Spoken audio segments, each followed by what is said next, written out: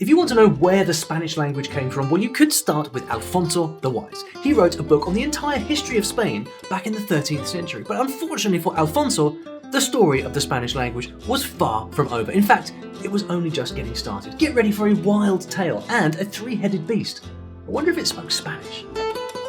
5,000 years ago, Spain and the Iberian Peninsula were inhabited by settlers who'd come from the Black Sea.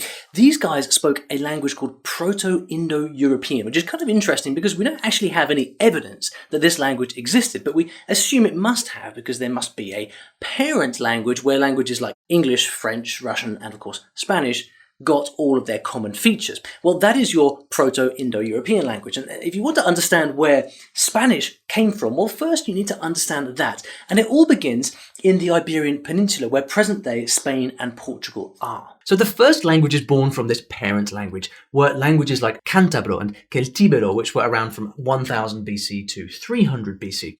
The Cantabrians were a mixed-race alliance of 11 tribes who lived on the Spanish north coast and spoke a Celtic language. They were fierce warrior people, free spirits who defied anyone who tried to take over. Similar story with the Celtiberians, who were more central. They spoke the Celtiberian language and wrote with this very cool script.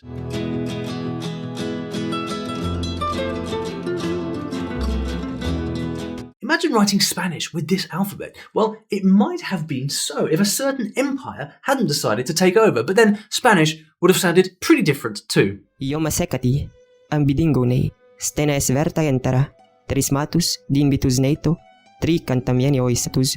Let me tell you something, if you were planning to invade the territory of these tribes, you probably had a death wish. They were unbelievably savage if the stories are true. But the ones who did plan to invade and then rule the tribes of Iberia with a new language had something no sane person would ever have expected. We'll get to that frightening story later. But first, the story continues with something a little more familiar. Okay, so this was the Iberian Peninsula by 218 BC, and the locals were now Iberians, Celts, and another powerful band who had invaded from the south, Carthaginians, who spoke the Punic language.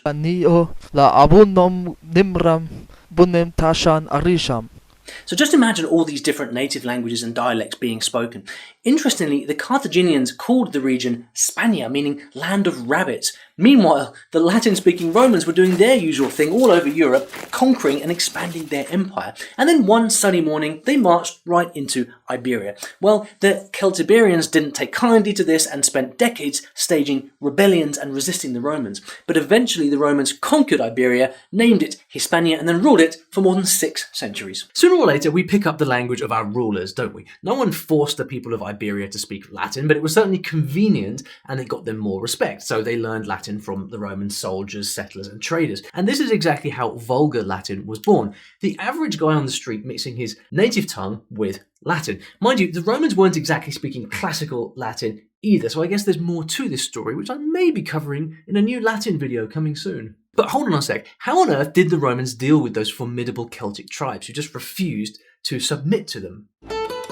Allies can be very useful when they have enormous beasts that your enemies have never laid eyes on before. And the king of Numidia sent the Romans 10 elephants. Yep, that's right, 10 elephants. Nothing like an elephant trained for war. Talk about not playing fair. Just imagine the fright those Celts got when 10 elephants came over the hill with Romans riding on their backs behind the entire army. Now, unfortunately for the Romans, a falling stone hit one of the elephants on the head and the whole lot of them went on a rampage, trampling everyone to death. But if you think that that stopped the Romans, remember, well, modern Spanish is based on the Roman language. Nothing stopped the Romans, and the languages of Hispania kept mixing together. By the time things once again changed, 600 years had gone by, and all of the original Iberian languages, except the ancestor of Basque, were extinct. Latin was pretty much like a linguistic superglue, even when a new bunch of scary guys left their invitations at home. In the year 409, a mixed band of German barbarians called Swabians and Vandals took it upon themselves to invade Spain, closely followed by the Iranian-speaking Alans. This was the beginning of the end for the Romans, but as you'll hear, Latin almost seemed to become stronger than the Romans themselves, like a living force in the language. The barbarians brought a lot of things to Spain, but they had only a small influence on the language, mostly in place names. Take Andalusia, for example. Andalusia, Vandalusia, land of the Vandals. So why didn't the barbarians have much influence on the language? Well, perhaps they had no time to give language lessons because they were about to meet their match. What better way to be accepted by the land that you have chosen to invade than to drive out its previous invaders? Well, the Visigoths did just that in the year 415 and then surprised everyone by not speaking their own Eastern Germanic language, Gothic. No, they abandoned it in favour of Vulgar Latin. I guess they knew all about the immersion method of language learning. But don't be sad, there are still 70-odd Visigoth words left in modern Spanish.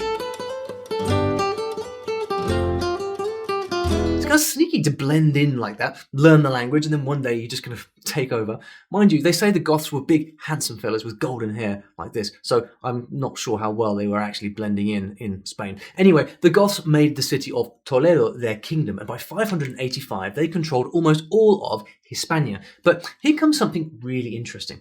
The Visigoths were the beginning of modern Spanish as we know it. They were always fighting and caused a cultural depression that resulted in their own vernacular, that is, their own version of Vulgar Latin, developing in isolation. Next thing you knew, it had split into all of these different languages, one of which was going to be snapped up by a king. We're getting closer to where Alfonso the Wise fits in here, but these Goths set the scene for what he did for Spanish. So the year 700 rolled in, and Hispania was about to get spiced up with an exotic new language. Arab and Berber groups from northern Africa called Moors crossed the Strait of Gibraltar and took over Hispania and defeated Roderick, the last Visigoth king. Forget Spania or Hispania, they called it their new home Al-Andalus, settling in the city of Toledo, and they didn't leave there until 1491. The locals, unsurprisingly, didn't like that all that much, and they moved north outside of the Moors' jurisdiction. So it was mostly in the south of Spain that people now adopted some form of Arabic as their main language. Now, the Moorish invaders were Arabs, but they enlisted thousands of Berbers, and the Berbers never spoke any Arabic. They spoke Tamazight. So a common language grew, which was a Romance language with an Arabic flavour, what we now call Mozarabic or Andalusi Arabic. It must have been a fascinating language. بالحق non quiero facerlo, e dice finalmente levanta una de las dos piernas. Mas romperíate l'umbela con una pierna en un segundo. And as always in those days, there were lots of dialects, and this is how most Arab origin words entered Spanish, through Mozarabic, although the Mozarabs themselves called their language Al-Latini. The name came from the classical Arabic mustarib, which means who adopts the ways of the Arabs. Anyway, this new Mozarabic Romance language was written using the Arabic alphabet, if you can imagine how special that was. They called this writing system Al-Jamiado. Many curious Hispanic people also studied Arabic after that. In short, Arabic had a huge impact on the Spanish language, especially Andalusian Spanish, which is what they speak in the south of Spain.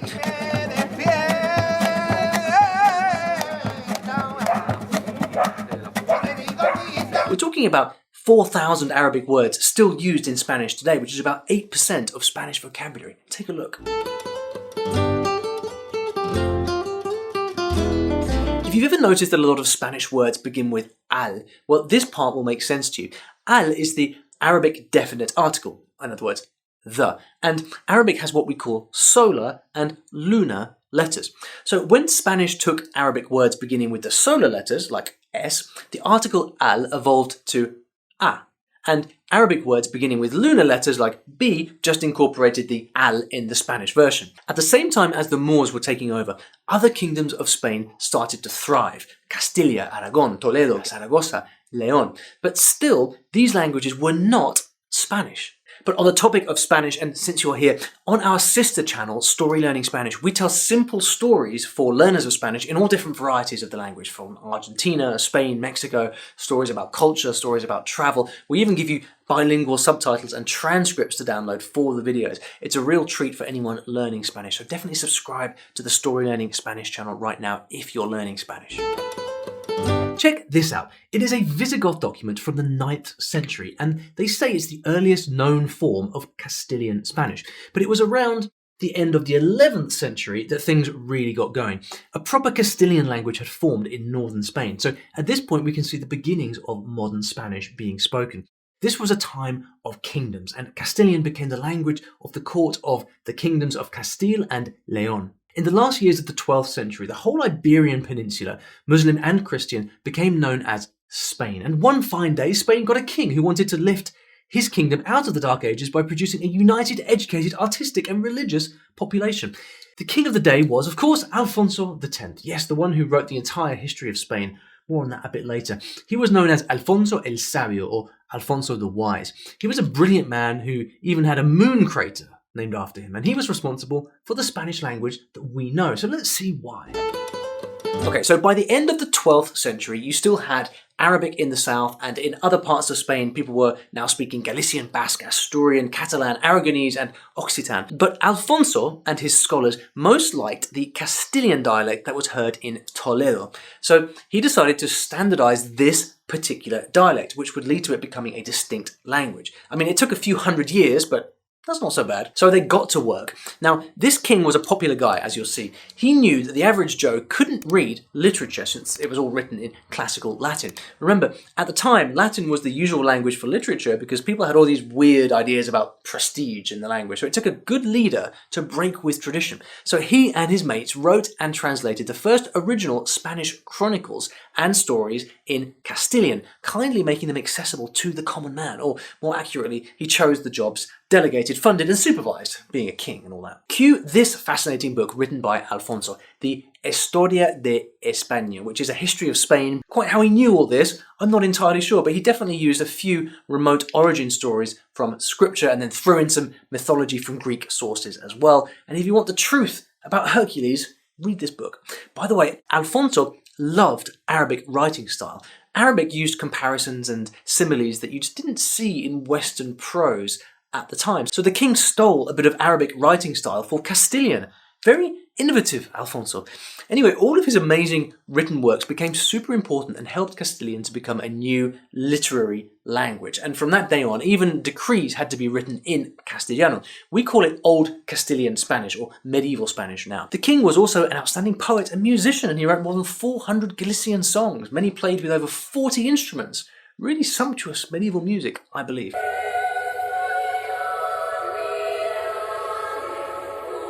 Wait, what's that about Galician? Yes, he loved languages, spoke a few, and even opened a translation school in Toledo. He's my kind of guy. Love of language catches on, as you know, and ordinary people at the time started writing down the tales that they'd grown up hearing. So this is how Old Spanish was refined and evolved. Madrid then followed suit, and so it went. Then, in 1492, the Arabs were expelled from Spain, and Castilian became the official language of the whole region, and the Mozarabic language eventually disappeared. At this point, Spain started sending explorers like Christopher Columbus out into the wild sea. And so the Spanish Empire was born. Love them or hate them, the Spanish explorers carried their language to Central and South America and parts of North America as well, where it blended with the myriad native and indigenous languages. So no surprise that the Spanish in Latin America is a bit different from our old friend, the European Spanish. Hola, mucho gusto. Yo me llamo Azaria Amador. Mi primer nombre es Azaria. Y estoy hablando español. Isn't that lovely? And it grew like wildfire. Take a look. Nothing like a map to put things in perspective. Spanish is even in the Caribbean. Hola a todos, yo me llamo Adrián, soy de la ciudad de Cartagena, Colombia. Y hoy les quiero hablar un poco sobre mi idioma. I just love all of these varieties, like, so rich with cultural influence. Now, interestingly, Paraguayan Spanish grew in isolation, so it has a lot of influence from Guarani, which results in some interesting Spanish. Like if you want to say it's too hot, you might say demasiado mucho calor hace, which is kind of like it's too much, very hot. Anyway, in Argentina, can't see that where you are, the Italian immigrants influenced the intonation, so you get a lovely melodic sound. Meanwhile, in Mexico, Estoy trabajando en una compañía que se llama CEPRODAC, que es un proyecto de México, subsidiado por el FONCA, que es el Fondo Nacional para Cultura y las Artes. Yes, you probably heard this variety a lot in the movies. And I'm not forgetting North America, of course, because the Spanish all over the US is practically its own dialect at this point. Any Spanglish speakers out there?